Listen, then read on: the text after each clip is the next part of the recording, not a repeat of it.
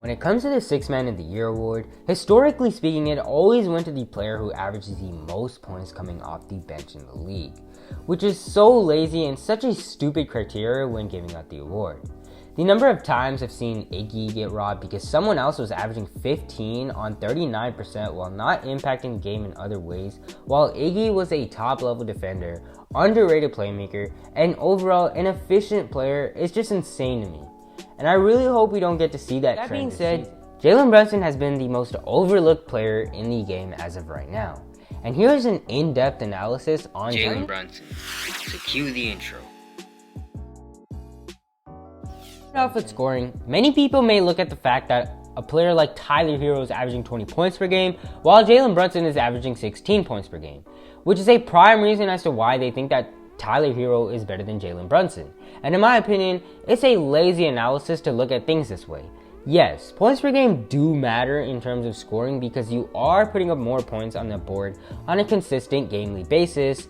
However, there is way more to scoring than just that. Situations, efficiency, and actual scoring talent from all three levels on and off the ball, and how much playmaking off of other teammates affecting your scoring matters on top of that.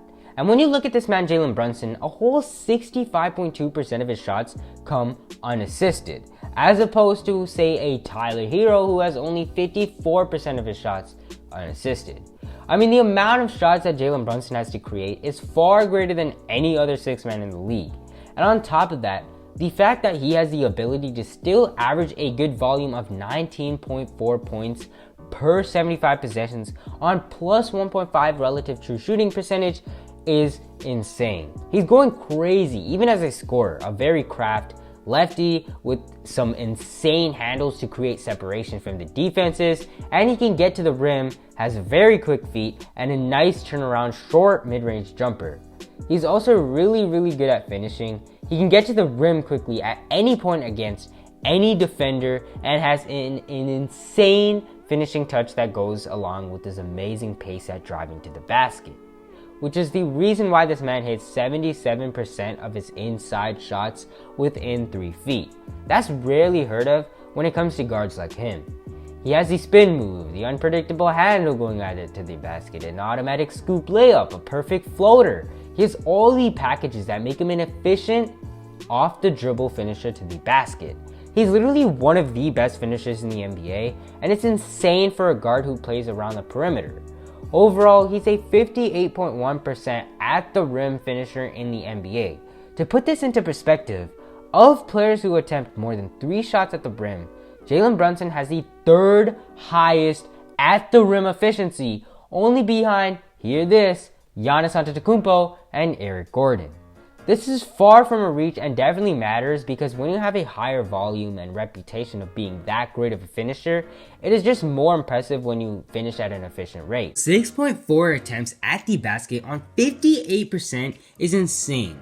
He gets so much pressure from the defense and he knows how to create. On top of his wild creation within the basket, something that rarely gets talked about is his mid-range creation. His pull-up jumpers from the short mid-range are consistent and automatic, which makes him a far greater pick and roll threat because he's much quicker than bigs. And if you actually give him just a bit of space, he will take advantage inside. But you will also have to press upon him due to his amazing mid-range jumper. He shoots 52% in the area of 10 to 16 feet and 41% from 16 to 24 feet.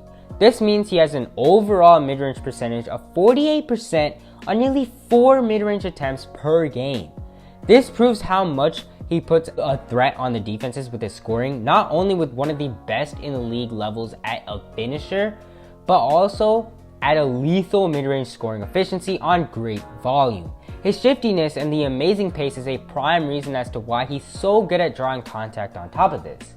The only part of scoring where he is great rather than elite at are free throws and 3-point percentage, which says a lot. Not only is he way above average in attempts in those aspects and takes high difficulty type 3s, but even percentage wise he's better than league average. But in general, his finishing ability, half-court scoring, and the mid-range game alone are enough to make him a very efficient and enough to make him a really good volume scorer on top of that. And the craziest part about this is this aspect is not even his best aspect.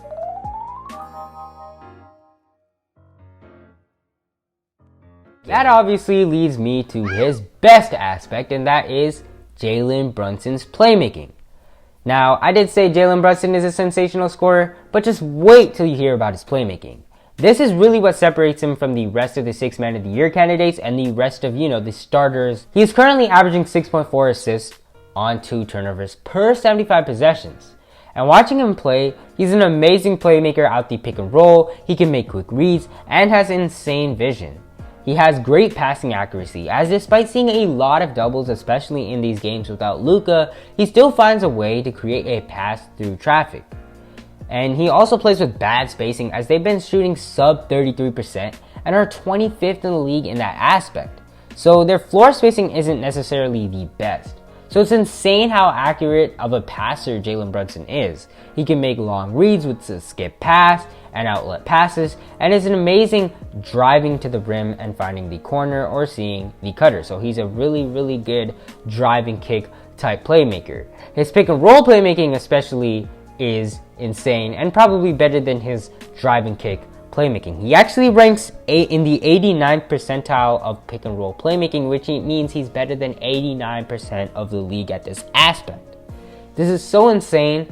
This ranks top 20 in the league and above players like Steph, CP3, LeBron, and Trae Young, who are all known to be great playmakers. On top of this, 5.6 points on 54.5% effective field goal percentage just off of the pick and roll is amazing. He does a good job of playing with a lot of pace, reading the defense, and running right to the basket or immediately dumping the basketball to the cutting big with an effective bounce pass. He's also a very good off-ball playmaker with great spacing as a catch-and-shoot threat, and he also does a lot of off-ball movement, setting screen, cutting to the rim, touch passes, all that make him an extraordinary of a playmaker, mixed with his passing skills, vision, accuracy, and decision making, along with his insane level rim pressure and pretty good scoring gravity as a multi-dimensional scorer. He has a playmaking rating of 29.2, which is really insane. To cap it off, let's talk about Jalen Brunson's impact, because this part of his game does go unnoticed. Many 6th Man of the Years get the award solely due to how well they score, and the voters never really pay attention to see how they help impact their team well enough to keep them in the game while the starters aren't in the game. But Jalen Brunson's overall offensive gravity is a reason why the Mavs are successful despite Luka being injured for a good portion of the season. For one, his teammates rely on the presence when it comes to the combination of his playmaking, scoring, or even good defense. Without him, their offense falls to dog water. With Jalen Brunson on the floor, the Mavs score 111 points per 100 possessions with a 53.2% true shooting. That would approximately put them at a top 10 offense and tied with the Toronto Raptors at 9. However, without Jalen Brunson on the floor, they average 103.8 points per game per 100 possessions on 51.5% true shooting, which would put them at the bottom of the league in terms of offensive rating. Yes. They'd be 28th in the league in offensive rating without Jalen Brunson. And mind you, this man really came off the bench for like 20 of the games. Which is, to me, that's just mind-boggling. And yeah, overall, I feel like Jalen Brunson's impact, scoring, playmaking, and his hustle play leading the second unit has really been the primary reason as to why the Mavs are even seeing the playoffs right now. I genuinely feel like he should be the 6th Man of the Year, and hopefully the media doesn't just stick to who the highest volume scorer narrative is for that award or whatever. But yeah, what do you guys think of this video? Is Jalen Brunson the 6th Man of the Year? If not, who is the 6th Man of the Year? Please let me know your opinion down in the comment section below, and I hope you enjoyed the video, and peace.